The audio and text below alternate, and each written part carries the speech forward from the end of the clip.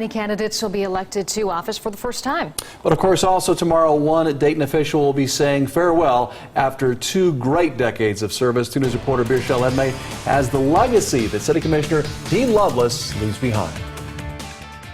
In 1993, Dean Lovelace took his left hand and placed it on the Bible. His right hand lifted towards the air.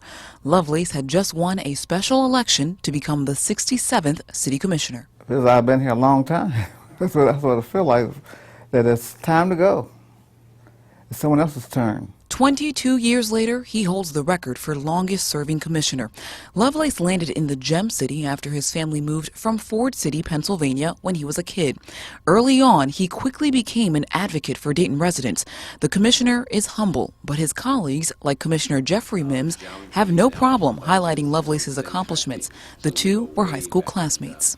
He was a leader back then. He's continued to be a leader in the Dayton community.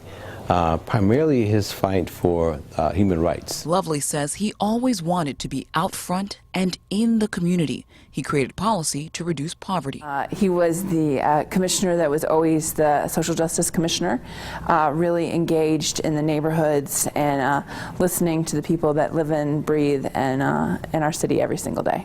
His work also allows residents to take advantage of the Earned Income Tax Credit. It's a way for Dayton families to get a little extra in their pockets when tax season comes around. His other platform was making sure Dayton residents did not face predatory lending.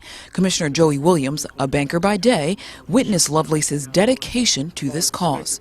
You know, he's always done a really good job of certainly fighting for the cause, but also doing it in a fair way that made sense to both sides. In fact, so much so that a lot of bankers and banks got together to make sure that they do the right thing. Lovelace ultimately helped pass the responsible lending legislation, but he's still hard on himself about his work. Is there anything that you wish you could have done that you did not do as commissioner?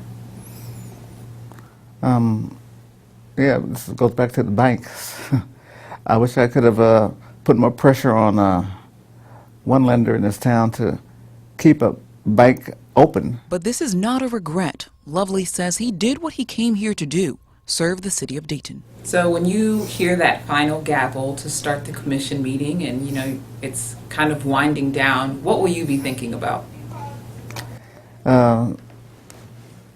Going home and not having to get up in the mornings on Wednesday morning. So it's going to be a good time to just rest and relax. Commissioner Lovelace's last day is January 4th, and the next commissioner will be elected tomorrow. So I asked Lovelace what advice he has for the man who will be elected to his seat, and he tells me that person will have to listen to both the big guy and the little guy. We put up a lot of information about all these candidates. You can find it at our website, WDTN.com. Reporting at City Hall, Birchelle Edmay, 5 on 2.